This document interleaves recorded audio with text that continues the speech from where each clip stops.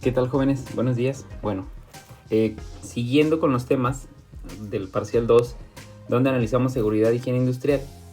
El tema que vimos el día de ayer fue legislación sobre seguridad e higiene, donde pudimos ver de forma muy rápida, bueno, pues lo que era la legislación, cómo fue su evolución a lo largo del tiempo y, bueno, llegando hasta la parte donde definimos que la Asociación Internacional de Protección del Trabajador representaba la máxima expresión de la seguridad industrial en el mundo.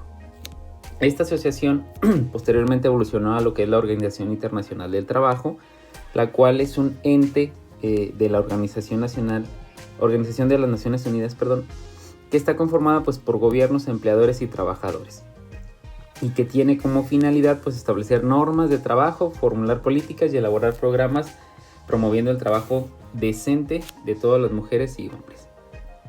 Posteriormente analizamos lo que es la Administración de Seguridad y Salud Ocupacional, la OSHA, que forma parte del Departamento de Trabajo de Estados Unidos y que establece muchos reglamentos, muchos requisitos, muchas recomendaciones sobre el tema de seguridad y salud en el trabajo. Posteriormente analizamos lo que es el marco jurídico de seguridad y salud en el trabajo en la legislación mexicana y vimos que estaba conformada pues por así analizarlo, pues por un gran triángulo, ¿no? Que este triángulo en la parte superior tenía la constitución política de nuestro país, que de ahí salía lo que es la Ley Federal del Trabajo. Posteriormente se desglosa lo que es el Reglamento Federal de Seguridad y Salud en el Trabajo, en el cual se establecen una serie de artículos que se deben de cumplir para estar conforme a las normas que establece nuestra legislación. Y luego hicimos una distinción entre lo que son las normas oficiales mexicanas y las normas mexicanas, dentro de las cuales pues las primeras, las NOM, son obligatorias, mientras que las otras son recomendaciones que se pueden seguir, y analizamos algunas en temas de organización, seguridad, salud y específicas. Entonces pudiéramos establecer que la legislación en el contexto mexicano pues inicia con lo que es la Ley Federal del Trabajo, posteriormente el Reglamento Federal de Seguridad y Salud en el Trabajo y por último el Marco Normativo de Seguridad y Salud en el Trabajo, en el cual se establecen las normas que se deberán de cumplir en cualquier centro de trabajo. Muy bien. Ahora bien, hablando del tema de riesgos y accidentes de trabajo. Lo primero que analizaríamos son los riesgos. Bueno, ¿qué son los riesgos? De acuerdo a la Real Academia de la Lengua Española, un peligro es riesgo o contingencia inminente de que suceda algún mal. Entonces, lo primero que pudiéramos definir que es peligro es un riesgo o es una contingencia inminente de que algo puede salir mal. Muy bien. ¿Qué es riesgo? Si bien dentro de la palabra peligro está el riesgo, pues el riesgo se define como el efecto de dañar, entendiendo el daño como una causa de un deterioro, un perjuicio, dolor o molestia. Entonces el riesgo es el efecto de dañar y entendiendo el daño como algo que nos va a causar dolor, molestia, perjuicio, etc. Y detrimento pues es destrucción leve o parcial de algo. Cuando mencionamos que algo está en detrimento es que está en una destrucción somera, en una destrucción leve o parcial. Muy bien. Ahora bien, si pudiéramos ahora sí que distinguir lo que es el peligro del riesgo, bueno, pues analizaremos lo siguiente. Como ya definimos, pues el peligro es el riesgo inminente de que suceda algo indefectiblemente si se hace o se deja de hacer tal o cual cosa.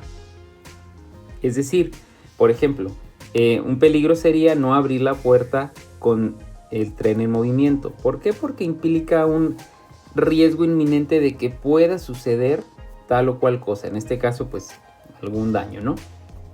Mientras que en el riesgo, pues el riesgo tiene un doble significado.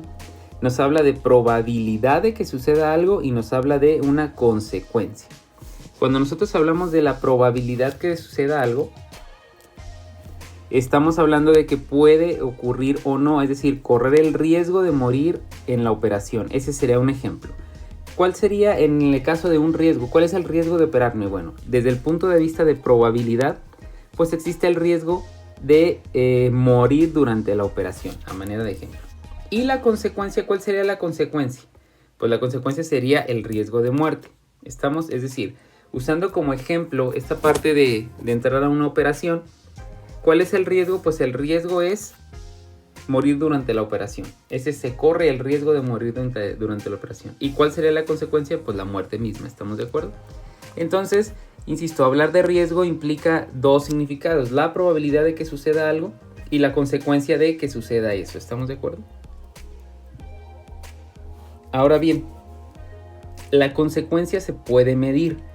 Ya entendimos qué es la consecuencia, entonces el valor medio de la consecuencia pues es un concepto más específico que quiere decir o se expresa por medio de la esperanza matemática de la consecuencia. Esperanza matemática de la consecuencia, que también suele definirse como, y bueno, pues aquí está la fórmula. La fórmula para la consecuencia, E de X, es esperanza matemática de la consecuencia.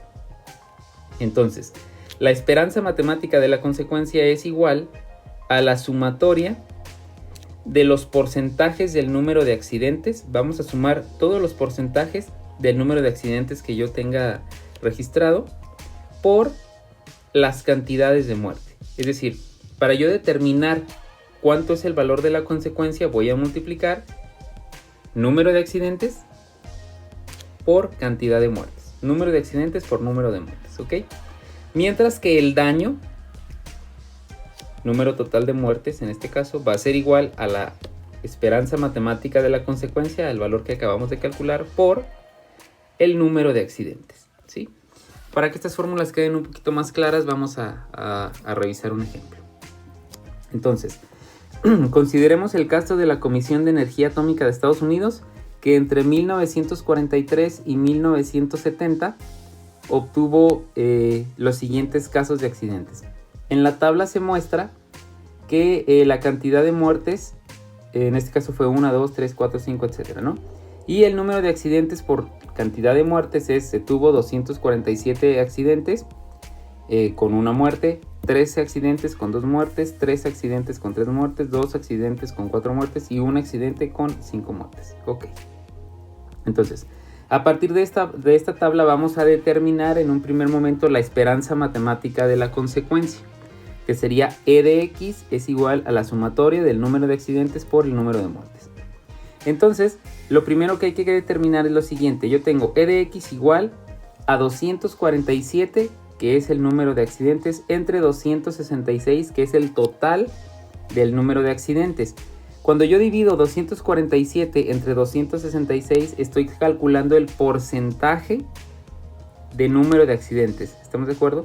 El porcentaje de número de accidentes va a ser igual al número de accidentes, 247, entre el total de accidentes, 246, por la cantidad de muertes para ese número de accidentes. En este caso es por 1. ¿Estamos de acuerdo? En la siguiente, pues es 13 accidentes entre 266, que es el total de accidentes, que con esto voy a sacar el porcentaje, por 2, que sería la cantidad de muertes. Y así sucesivamente. 3 entre 266 por 3, que es la cantidad de muertes. 2 entre 266 por 4, que es la cantidad de muertes. Más 1 entre 266 por 5. Al hacer esta operación, obtenemos que la esperanza matemática de la consecuencia, o es decir, que la consecuencia que podemos obtener es 1.109 muertes, es decir, una muerte a partir de esto. ¿Estamos de acuerdo? De tal forma que si yo calculo el daño que sufrirá la organización, es decir, el número de muertes, acuérdense, el daño es el número de muertes, pues vamos a multiplicar la esperanza matemática que tenemos por el número de muertes, que en este caso 266 es n, el total de muertes, el total de accidentes, perdón, por 1.109, que es mi esperanza matemática de la consecuencia, que es la consecuencia.